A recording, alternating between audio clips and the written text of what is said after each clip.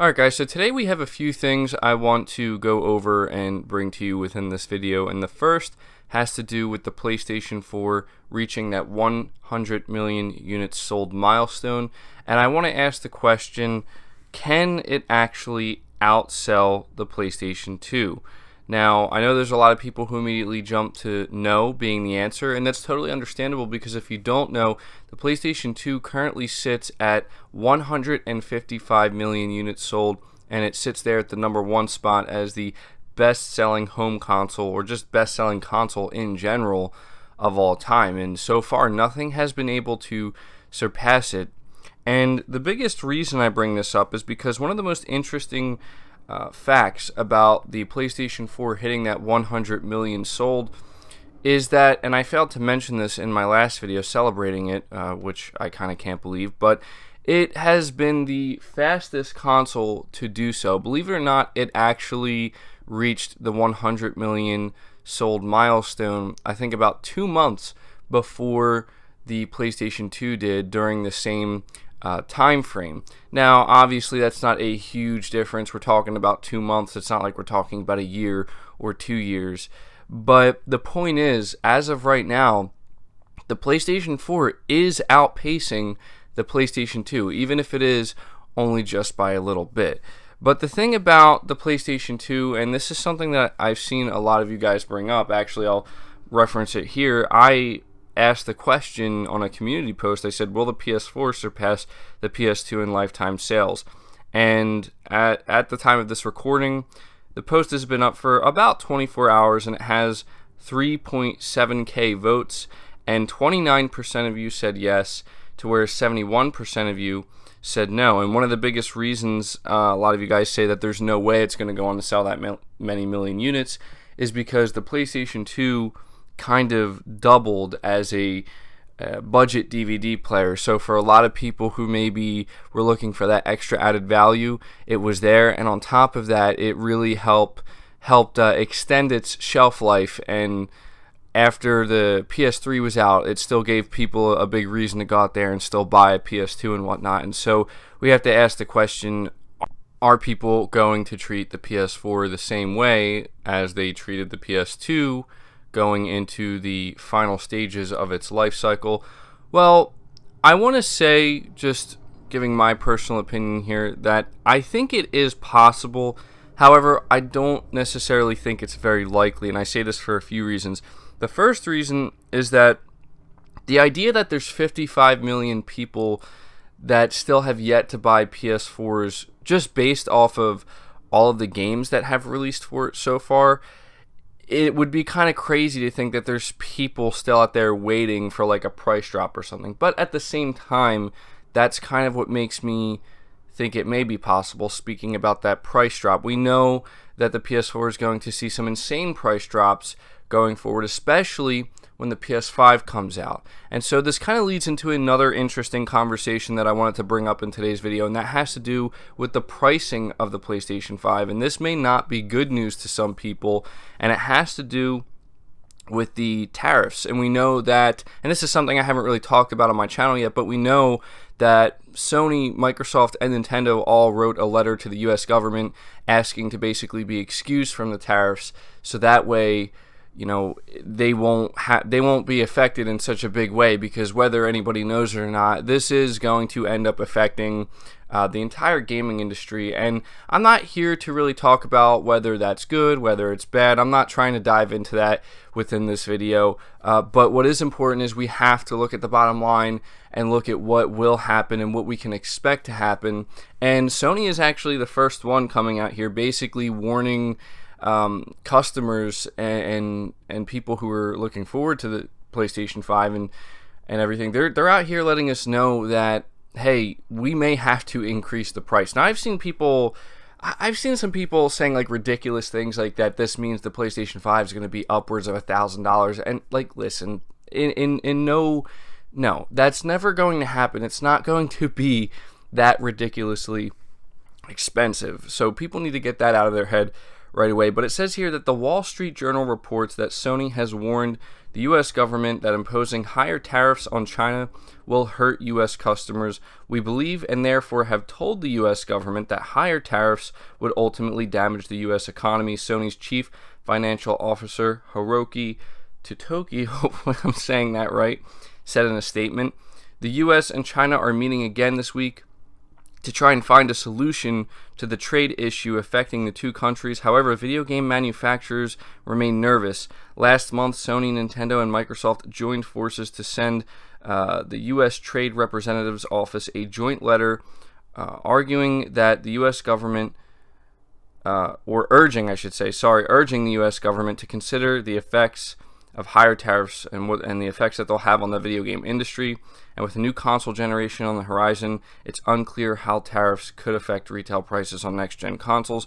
So for those who don't know what these tariffs are, basically, to kind of simplify it, a lot of the manufacturing that is done for these companies like Sony, Microsoft, and Nintendo is done in China because it's a lot cheaper, and it is honestly what allows them to sell their consoles at the cheapest price possible. And so these tariffs are basically going to make it really, really difficult for Sony, Microsoft, and Nintendo, and a bunch of other companies as well. It's going to make it much more difficult for them to maintain those lower costs and still remain as profitable as they are now, because if they want to be able to sell the consoles at the same price, it's going to be more difficult. Basically, it's either they have to increase the price and we have to take care of that on our end, or they're going to have to basically just say, well, we're going to make less money and become less profitable. And we know that no business and no company is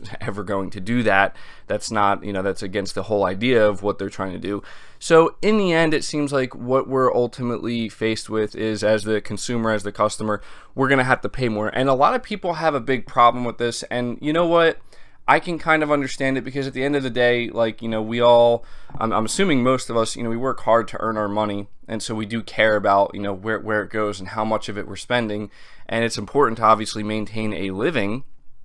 And most people prefer to try to thrive rather than survive. And so a lot of times that means, you can't necessarily just go out there and spend $500-$600 on a new console. But this, in regards to the PlayStation 5, when it comes to this, when Sony warns about having to increase the price, we immediately think, well, what does that mean? How much will it increase? Well, we have to first establish a baseline of how much we believe the PlayStation 5 is planned to be sold for, putting the tariffs aside for a second. And it seems to me like it's going to be a $500 machine. That seems to me like the ideal target for what Sony is trying to deliver in terms of just raw power and what we can expect in terms of the GPU, the CPU, and the SSD and everything else that we're going to get within the PlayStation 5 that we currently know about. So if this does go into effect, it could end up meaning, and I don't have any frame of reference here, I'm just assuming if Sony wants to have any chance at all, and this goes for Microsoft as well, this doesn't just go for Sony, keep that in mind, the exact same thing is going to happen with Microsoft and Nintendo for that matter, but I'm especially focused on Sony and Microsoft because they're the ones that are going to be launching their next gen consoles. If they want to have any chance of being able to still continue to sell units, it could mean maybe in the US they go up to $600. And maybe even a little bit more than that, depending. And that sounds insane to a lot of people, but here's the thing. Here's the thing that I want to say about that. Maybe I'm extending my reach on this one, but if the PlayStation 5 ends up being $600, am I crazy for firmly believing that it would still do tremendously well? Am I crazy for that? Because I just honestly believe that if the console is going to sell at around $500 from the start, you already have to be a pretty hardcore gamer to want to just, spend $500 on a new console.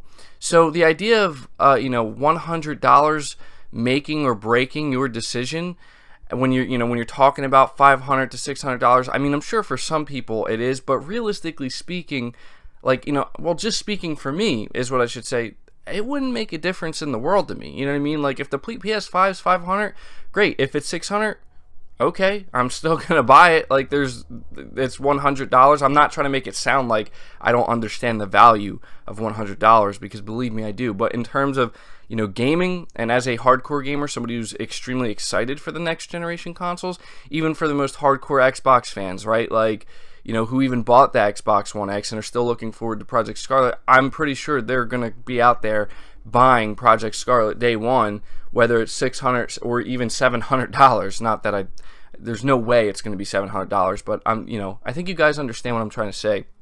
So the thing is, I think it could have more of a long-term effect rather than a short-term.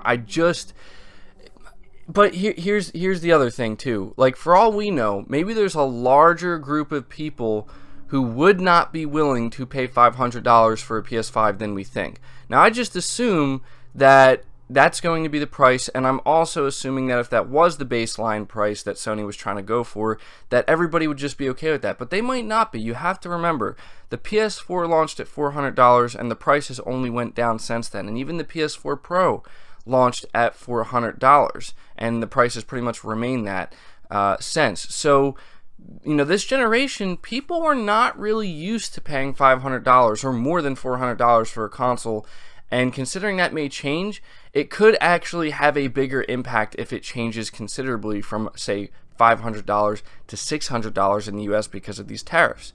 So, I'm just trying to wrap my head around what this could mean, ultimately, more than anything, for the next generation consoles and how they're going to sell, and whether or not this could actually be a major blow to potential sales. And so we really don't know. We're just going to have to kind of wait to see how things pan out. And so it kind of does feed back into the conversation of, can the PS4 outsell the PS2 in the long run? Because for all we know, Sony may end up having to support the PlayStation 4 much more heavily than we assume they would if this does end up being the case. The PlayStation 5 could end up, for at least the first couple years of its life cycle, being a console that really only appeals to the hardcore gamer, the one who has no problem spending $500 or $600 on a dedicated gaming unit. And one of the biggest arguments I see people bring up when it comes to this, which I totally understand because I'm somebody that agrees with this line of thinking, but you have to kind of look into it a little bit deeper to understand why people are this way. A lot of people say, like, how can people make a big deal of spending maybe $500, even $600 on a new cutting-edge console, but yet they have no problem going out there year after year spending, $1,000, $1,100, even $1,200 on the newest phone? Well, you have to understand there's a few reasons. The first reason is a lot of people see the value in a modern day smartphone versus a dedicated gaming console. There's just a difference in value there for most people. Now, to me, I love gaming, so I certainly see the value in a $500-$600 console. But a lot of people who maybe aren't as into gaming as, say, me and you, they just don't really see it that way. So to them, seeing that price just makes them go, oh yeah, I'm not paying that. There's just a lot of people who simply would say, I'm never paying that much for a dedicated gaming machine, which is kind of unfortunate because you would want it to be the other way around. You would want more people to want that quality gaming experience, which is why I'm always advocating for, traditional console gaming, because that's what it's known for. That's the standard it's been held to most of the time. To whereas when people look at like a smartphone, a modern day smartphone, they look at it as their device that they're going to be on all the time, and they can use it for pretty much everything. To whereas with a console, you can't really do that. So, even though I understand the idea of, well, people have no problem dropping $1,200, $1,500 on technology over here and over there, but when it comes to a gaming console, suddenly it's like, oh, if it's over $400, that's just way too much. I get it. It does seem a little bit crazy to me, but at the same time, that's just the way it is. That's the way it has been, and so, we're going to have to see what Sony and Microsoft's plans are, and Nintendo for that matter, but mainly Sony and Microsoft, because they're, this is happening at a really critical time where we are transitioning into the next generation of consoles. And, I'm not necessarily against the idea of, because I live in the US, I'm not necessarily against the idea of paying a little bit more, knowing that maybe, we can start actually doing some manufacturing here.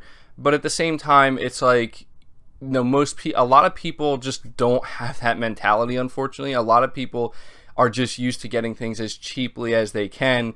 And you also have to think about the ramifications of production and everything, and the just all the processes that Sony and Microsoft and even Nintendo might have to go through, and all the hoops they're going to have to jump through during this transitional period. I think that's really what's going to probably mess things up the most if this does go through, is that it's a transitional period into a next generation. Things are already extremely hectic, and adding something like this, adding this fuel to that fire, is just going to make that fire that much greater. But in the end, all I can say for myself is that regardless of what happens, I will pay, honestly, probably whatever price Sony ends up, needing to sell their PS5 at, because I'm at this point I realize, like, I'm a hardcore gamer. I'm going to support the games, and there's no way I'm going to miss out on that. And so if it's, $600, I'm fine with that. If it's even more than that for some reason, which it's very, very, very, very, very doubtful it will be, I'm fine with that as well. And so, getting back to the original conversation, will the PS4 end up being able to outsell the PS2? Well, this has kind of got me thinking that if there's any chance that the PS2 could end up being outsold by the PS4, I think it's going to be under these conditions. It's going to be Sony needs to actually end up heavily supporting the PS4 for a much longer period of time than they could have anticipated, because maybe this is kind of throwing a wrench into their plans when it comes to the pricing of the PlayStation 5. So that could be something that ends up happening, and that could be something that ends up propelling the PS4 forward. But we are going to have to wait to see. I think a lot of people, and just to end this video, because it's turning out way longer than I expected, but to end this video, I think a lot of people are kind of expecting, and I'm one of these people, the PS5 to just come out and annihilate. And I think that honestly, if this ends up going through and the tariffs do end up having a major effect on the pricing of the PlayStation 5 and how much Sony's going to have to sell it for, it may not go down maybe the way we were expecting, but who knows? It is really hard to say at this point. We live in a day and age where people have no problem spending thousands of dollars on pieces of technology that they feel is worth it, and it's just going to really, I think, be up to Sony to do a good job at the end of the day to just say, hey, we know our product is worth however much we're going to be selling it for, and we just, they just need to come out here and prove that. And honestly, I think there's a lot of people who feel that, looking at the games that Sony has delivered and the games that they're going to be delivering going forward, I think there's a lot of people who feel as though it will be worth it. But again, it's all going to come down to how heavily they choose to support the PS4. But that's going to do it for the video, guys. I thought this would make for an interesting topic and an interesting conversation. So I'm going to ask you to let me know your thoughts down in the comments below. Would you still buy the PS5 if it ended up being, say, $600? Would you buy a PS5 or a next-gen console if they both ended up being more than $600, which I don't think is going to happen? But I'm just curious to see what you guys would say. And do you think there's any chance, based off of this information, that the PS4 could end up going on to sell more than the PS2 in the long run when it's all said and done? I will be very interested to see what you guys have to say. Be sure to leave it a like if you did enjoy it. Subscribe to the channel if you're new. Hit the bell notification icon, and feel free to share this video out on top of all that. But until next time, guys, take care.